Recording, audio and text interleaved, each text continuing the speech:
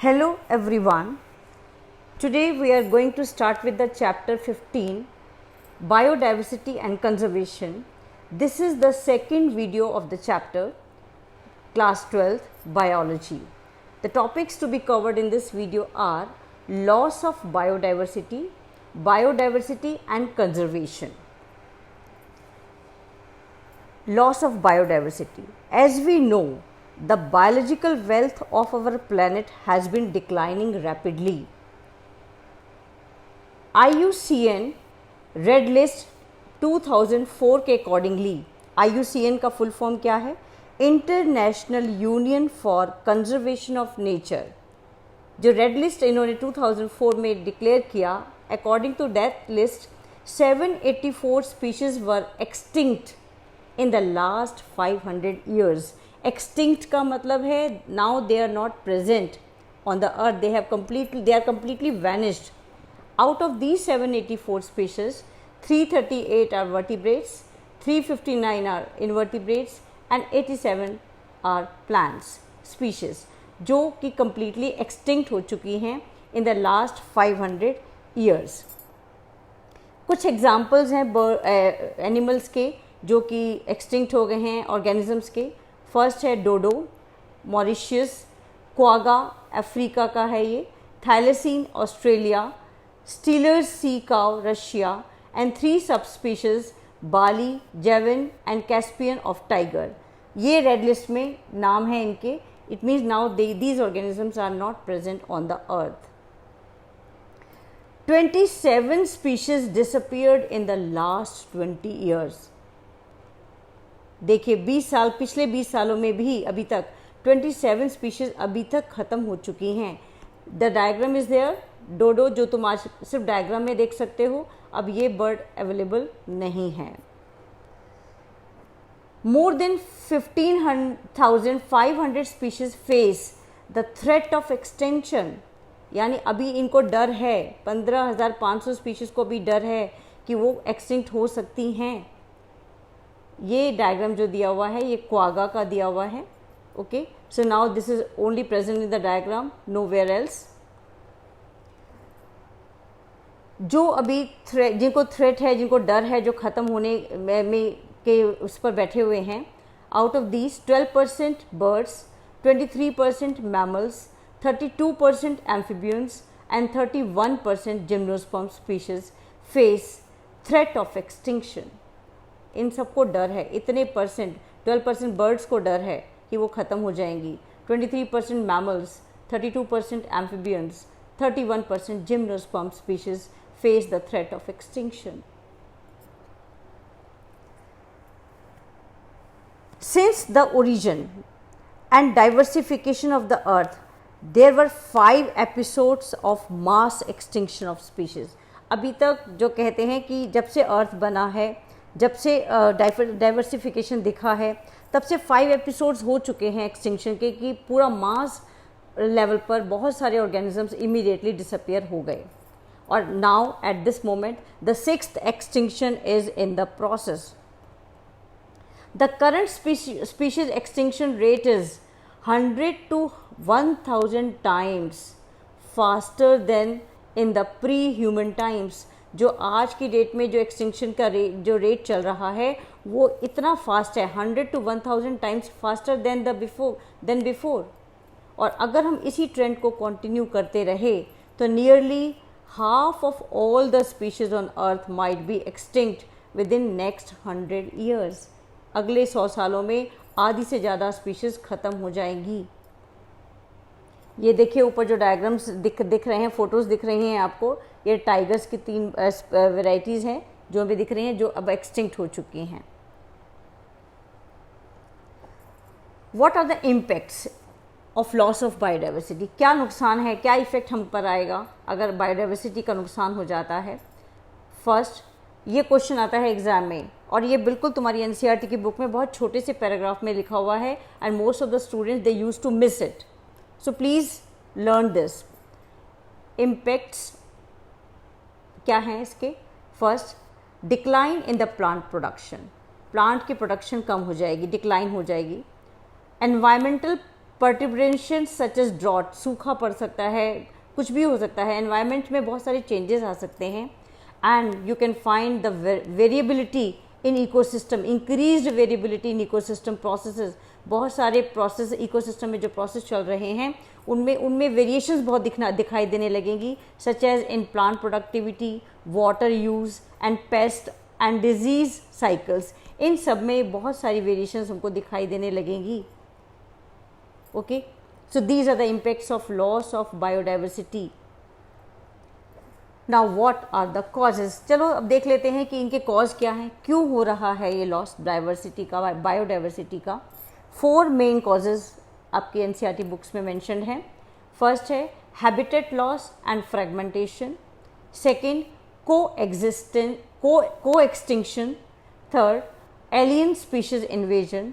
And fourth over exploitation. So अब इनको हम चारों को देखेंगे किस तरह से आगे के चैप्टर में. फर्स्ट है हैबिटेट लॉस एंड फ्रेगमेंटेशन. पहले तो हैबिटेट क्या है. ये habitat is a place where the organism live successfully and breed, reproduction does the reproduction, this is called the habitat. अगर उसके हैबिटेट का ही लॉस हो जाए तो डेफिनेटली वो स्पीशीज डिसअपियर हो सकती है from the earth.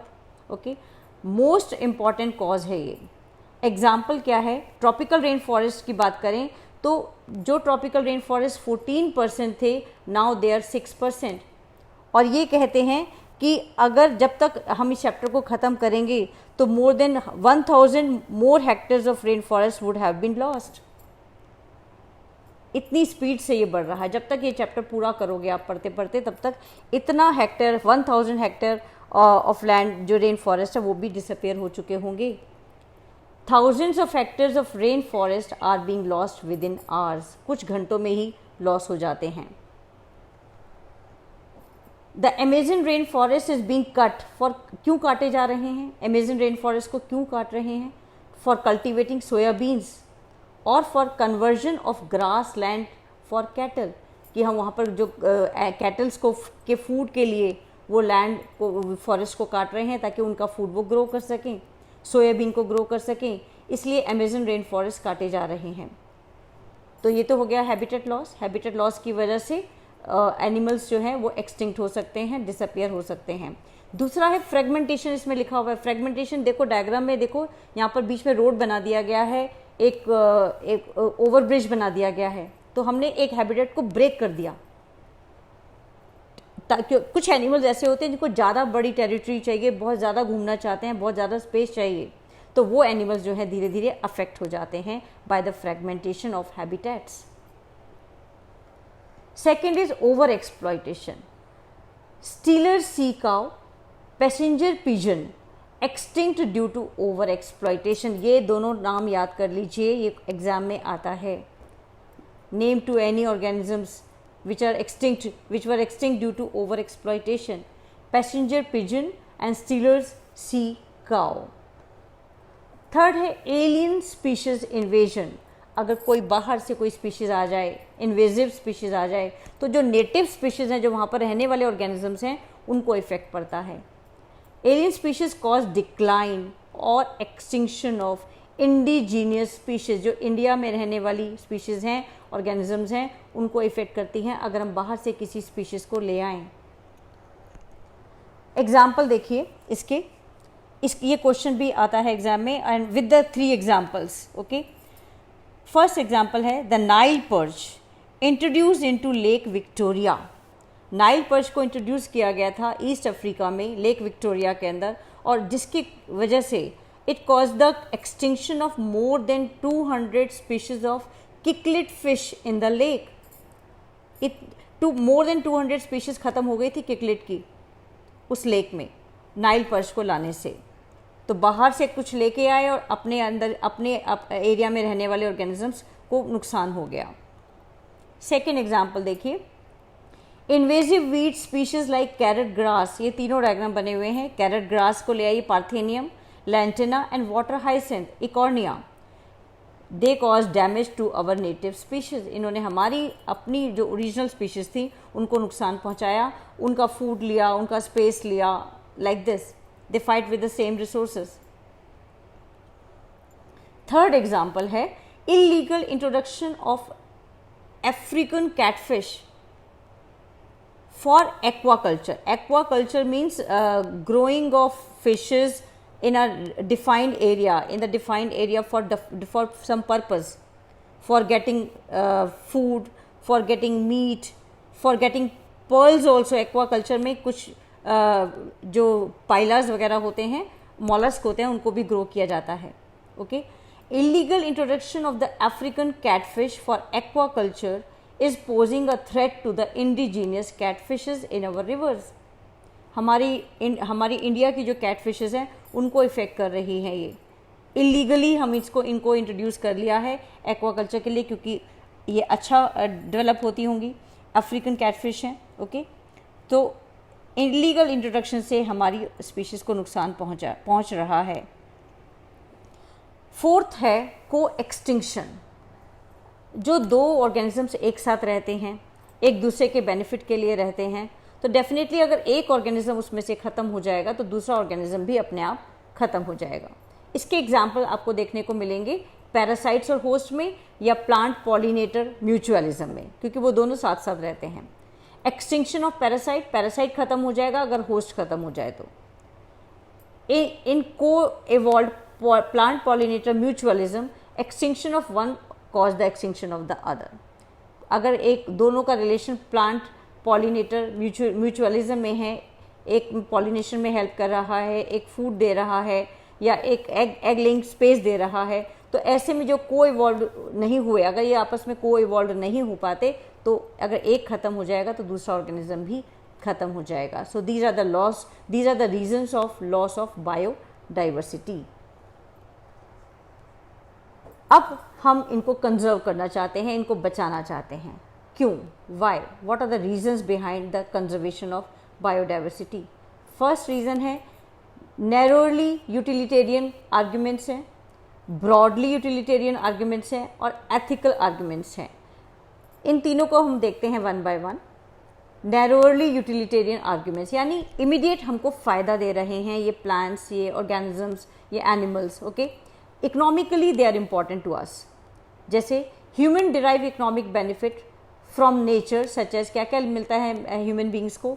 Food, firewood, fibre, construction material, industrial products like tannins, lubricants, dyes, resins, perfumes and medicines. ये हमारा इमीडिएट हमारे को फ़ायदा है.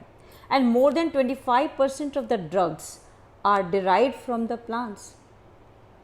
कितनी सारी ड्रग्स तो हम प्लांट से ही बना रहे हैं, तो हमें तो बहुत एडवांटेज है, इसलिए हमें इनको कंजर्व करना ज़रूरी है. And 25,000 species of plants have the medicinal value, जिनसे हम मेडिसिन बनाते हैं, तो they are very useful to us, so we want to conserve them. Broadly अगर हम देखें, जो हमें आज की डेट में नहीं दिख रहा, लेकिन ब्रॉड वे में अगर हम देखें तो अमेज़न रेन फॉरेस्ट जो हैं 20% ऑफ द टोटल ऑक्सीजन जो मिल रही है वो अमेज़न फॉरेस्ट से मिल रही है. Amazon forest produces 20% of the total oxygen in the earth's atmosphere. तो ये हमें जो इतनी ग्रीनरी हमको दिखाई दे रही है, ये हमें ऑक्सीजन दे रहा है. पॉलिनेशन थ्रू बीज, बम्बल बीज, बर्ड्स, बैट्स बहुत इंपॉर्टेंट है, ये जो हमें नहीं दिख रहा है. और एस्थेटिक प्लेजर तो है ही, देखने में सुंदर तो लगता ही है. तो ये ब्रॉडली यूटिलिटेरियन आर्ग्यूमेंट्स हैं जिसकी वजह से हमको इन्हें कंजर्व करना ज़रूरी है. कुछ एथिकल आर्ग्यूमेंट्स भी हैं, जैसे कि we start loving the animals. एक बच्चे को देखिए, the girl is hugging the plant, तो वो एक प्लांट को प्यार करती है. कहते हैं बर्थडे पर अपने प्लांट्स लगाइए, start loving the environment. Very nice slogan है ये. This is my slogan also, कि I really love the nature. I cannot allow anyone to cut the trees. So this is the ethical arguments. यहाँ देखो हाथ में bird को लिया हुआ है, एक गर्ल ने कैट को हक किया हुआ है. So in this way also we want to conserve them. कैसे कंजर्व करें इनको? बायोडाइवर्सिटी कंजर्वेशन के क्या क्या तरीके हैं? 2 तरीके हैं इसके, in situ conservation and ex situ conservation. In situ में ऑन साइट जहाँ पर जो है वहीं पर ही उसको कंजर्व करो, वहीं उसको हेल्प करो कि ताकि वो ख़त्म ना हो. और एक्स सीटू में जहाँ वो है उससे हटाकर किसी ऐसी जगह, सेफ जगह पर पहुँचा दीजिए जो जहाँ वहाँ पर, और उसकी देखभाल कीजिए. That is called ex situ. Now will do these two one by one. In situ conservation यानी on site, the conservation of genetic resources with in natural or human made ecosystem in which they occur. जहाँ पर जो हैं, चाहे वो natural जगह पर हैं, चाहे वो ह्यूमन मेड इकोसिस्टम में हैं, लेकिन जहाँ वो हैं उनको वहीं जेनेटिक रिसोर्सेज को वहीं कंजर्व किया जाए. एग्जाम्पल क्या है, कहाँ प्रोटेक्ट किया जाता है इन एनिमल्स को? It included protected area. कौन कौन से प्रोटेक्टेड एरियाज़ हैं? National parks, sanctuaries, biosphere reserves, cultural landscapes and natural monuments, etc. And India has 14 biosphere reserves, 90 national parks and 448 wildlife sanctuaries. ये लर्न कर लीजिए नेम नंबर्स इनका. National parks पर आइए पहले. स्ट्रिक्ट, ये these are the places which are strictly reserved for the welfare of wild life. बिल्कुल strictly reserve है वाइल्ड लाइफ के लिए. Where private ownership, cultivation, grazing are prohibited. जहाँ प्राइवेटली कोई अंदर नहीं जा सकता. Eravikulam national park in Kerala है, जो कि नेशनल पार्क है जहाँ पर वाइल्ड लाइफ को रिजर्व, स्ट्रिक्टली रिजर्व है वो फॉर वाइल्ड लाइफ, और वहाँ पर वाइल्ड लाइफ को प्रोटेक्ट किया जाता है. ओके. सेंचुरीज क्या है? Here protection is given only to the animals. यहाँ पर सेंचुरीज़ के अंदर सिर्फ हम एनिमल्स की बात करते हैं, एनिमल्स को प्रोटेक्शन देते हैं. Collection of timbers, minor forest products and private ownership are allowed so long as they do not harm the animals. जब तक कि वो एनिमल्स को हार्म नहीं पहुँचा रहे तब तक कुछ टिम्बर आप ले सकते हो, कुछ लकड़ियाँ ले सकते हो, कुछ फॉरेस्ट के प्रोडक्ट्स वहाँ से ले सकते हो, कुछ प्राइवेट आपकी ऑनरशिप भी हो सकती है वहाँ पर, बट जब तक हो सकती है जब तक कि आप कोई एनिमल को नुकसान नहीं पहुँचा रहे. These are the sanctuaries. Periyar wild life sanctuary in Kerala is the example of one sanctuary. Next is biosphere reserves. These are the areas of land और कोस्टल इकोसिस्टम्स. एक पूरा एरिया है ये for conservation and sustainable use. वहाँ पर conserve भी कर रहे हैं और यूज़ जो हम नेचर को कर रहे हैं वो सस्टेनेबल वे में कर रहे हैं, ताकि नेचर को कोई नुकसान ना पहुँचे. In a sustained way we are using the nature. These are called as biosphere reserves. Nilgiri biosphere reserve का यहाँ पर आपको पिक्चर दिखाया गया है. इन सीटू कंजर्वेशन में ऑन साइट पर कुछ सेक्रेड ग्रूव्स भी आते हैं. अब ये कहो कि सेक्रेड ग्रूव्स क्या हैं? Forest fragments which are communally protected based on religious leaf. यानी एक कम्युनिटी ने एक एरिया को प्रोटेक्ट कर लिया है कि वो मानते हैं कि ये जगह हमारे लिए पूजा की जगह है, हम इसको रिलीजियसली उनके वो उससे जुड़ गए हैं. जैसे कि तुम कहीं पर भी आज भी देखते हो कि जो भी पीपल ट्री है उसकी हम पूजा करते हैं, क्योंकि पीपल ट्री को बनने में बहुत टाइम लगता है, इतना ह्यूज हो जाता है, इतनी सारी चीज़ें हमें प्रोवाइड करता है. ओके, तो हम उसको काटना नहीं चाहते बिल्कुल भी, तो इसलिए इसको हमने अपनी पूजा के से जोड़ दिया. तो रिलीजियस बिलीफ है कि नहीं, हमें पीपल का ट्री नहीं काटना है. सेक्रेड एग्जाम्पल देखिए, ये एग्जाम में आते हैं. सेक्रेड ग्रुप्स कहाँ कहाँ हैं हमारे इंडिया में? Sacred groves in Khasi and Jainta hills in Meghalaya, Aravalli hills of Rajasthan, Western Ghat regions of Karnataka and Maharashtra, Sarguja, Chanda and Bastar areas of Madhya Pradesh. These are the sacred groves in our country. Now अब we come to the ex situ conservation. बाहर आ जाइए अब. ex situ में क्या करें? First, मतलब it is the conservation of organism outside their habitats. First है जैसे जेनेटिक रिसोर्स सेंटर्स हैं हमारे, जहाँ पर सीमेन कलेक्ट कर रहे हैं, सीड को कलेक्ट करके रखा जा रहा है. जेनेटिक ऑर्गेनिजम्स जो बहुत अच्छी क्वालिटी के हैं उनको हमने रखा हुआ है, प्लांट्स को कंजर्व किया हुआ है. तो like this. Okay, genetic resource centres हैं. इसके बाद कुछ zoological park and wild life safari हैं. देखो दोनों बनाए गए हैं. जोलॉजिकल पार्क्स वो होते हैं जहाँ पर एनिमल्स को केज में रखा जाता है और ह्यूमन बींग्स बाहर से देखते हैं. सफारी वो होते हैं जहाँ पर एनिमल्स तो घूमते रहते हैं बट मैन जब घूमेगा इधर उधर उनको एनिमल्स को देखेगा तो वो किसी व्हीकल में जाकर देखेगा। तो वाइल्ड लाइफ सफारी पार्क्स हैं, जोलॉजिकल पार्क्स हैं। इसके अलावा XC2 और क्या है, botanical gardens, gene banks and cryo preservation. Okay, botanical gardens, gene bank and cryo preservation. What is cryo preservation? सबसे पहले ये बहुत इंपॉर्टेंट है, क्रायो प्रिजर्वेशन बहुत बार एग्जाम में आता है। गेमीट्स ऑफ, इसमें क्या करते हैं, गेमीट्स ऑफ थ्रेटेंड स्पीशीज, जो जिनका डर है कि ख़त्म हो जाएंगे, can be preserved in viable and fertile condition for long periods using cryo preservation techniques. इसमें हम थ्रेटेंड स्पीशीज़ के जो गेमीट्स हैं उनको प्रिजर्व करते हैं वायबल कंडीशन में, फर्टाइल कंडीशन में लंबे समय के लिए। ओके, कुछ सीड बैंक्स भी हैं जहाँ पर seeds of different genetic strains of commercially important plants, जो बहुत ज़्यादा इंपॉर्टेंट प्लांट्स हैं, कमर्शियली इंपॉर्टेंट प्लांट्स हैं, उनके सीड्स को हम प्रिजर्व करके रखते हैं for long time in a seed banks. Is it clear? So this way we can preserve, we can conserve the organisms, we can conserve the nature. Okay, now we will see now what are hotspots. These are the regions with very high species richness.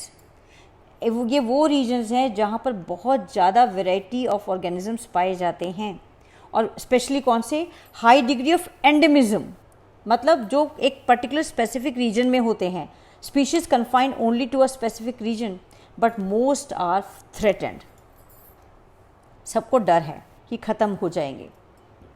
There are 34 hotspots in the world, ये number याद करिए, 34 hotspots in the world. और India के आसपास कौन कौन से India में हैं? 3 hotspots cover India's biodiversity regions, Western Ghats, Sri Lanka, Indo Burma and Himalayas. ये 3 जो हैं इंडिया से रिलेटेड बायोडाइवर्सिटी रीजन्स हॉटस्पॉट्स हैं। तो 34 टोटल हॉटस्पॉट्स हैं इन द वर्ल्ड, जिसमें बहुत ज़्यादा वैरायटी की स्पीशीज़ देखने को मिलती हैं, और स्पेशली एंडेमिज्म होता है, यानी वो स्पीशीज़ जो कि एक स्पेसिफिक रीजन में ही पाई जाती हैं, and many of them are in a threatened stage. ये देखिए हिमालयस का आपके सामने पिक्चर बना हुआ है। All hotspots together cover less than 2% of the earth's land area. जितने भी हॉटस्पॉट हैं कितना एरिया कवर कर रहे हैं लैंड का? Only less than 2% of the earth's land area, but species richness इनकी बहुत ज़्यादा है। प्रोटेक्शन ऑफ हॉटस्पॉट अगर हम कर लें, अगर हम इन हॉटस्पॉट्स को प्रोटेक्ट कर लें, तो we will be able to reduce the ongoing extinction by 30%। हम जो एक्सटिंक्शन जिस रफ्तार से चल रहा है उसको हम 30% तक कम कर सकते हैं अगर हम इन हॉटस्पॉट्स को बचा लें। इसके लिए बहुत एफर्ट्स किए जा रहे हैं, इंटरनेशनल लेवल पर बहुत सारे एफर्ट्स किए गए हैं for conserving biodiversity, and one major is Earth Summit in 1992, जिसका ऑब्जेक्टिव था convention on biological diversity. Objective of Earth Summit क्या था? पहला कि कंजर्वेशन ऑफ बायोडाइवर्सिटी, बायोडाइवर्सिटी को कंजर्व करिए। दूसरा, sustainable use of biodiversity, biodiversity का यूज़ सस्टेन्ड वे में करिए, ऐसा करिए ताकि नेचर को कोई हार्म ना पहुँचे। तीसरा, sharing of benefits arising from the genetic resources, जो भी हमको मिल रहे हैं रिसोर्सेज हैं हमारे पास, उनको शेयर कीजिए। दीज वर द ऑब्जेक्टिव्स, ये भी आपको लर्न करने हैं। 1992 में ये अर्थ समिट हुआ था जेनेरियो में। ओके, इसके बाद it is followed by world summit, Johannesburg में हुआ 2002 में, the world summit on sustainable development. ये भी सस्टेनेबल डेवलपमेंट पर हुआ कि डेवलपमेंट जो करो वो ऐसा करो कि नेचर को कोई नुकसान ना पहुँचे, साउथ अफ्रीका में, जिसमें 190 कंट्रीज़ ने पार्टिसिपेट किया और प्लेज किया कि हम बायोडाइवर्सिटी का लॉस नहीं होने देंगे। 190 countries pledge to reduce the current rate of biodiversity loss. So here the chapter is complete. Chapter number 15 is complete. Again I am telling you the chapter number 13 and 15 ये दोनों मिलाकर 12 marks आपके cover हो रहे हैं.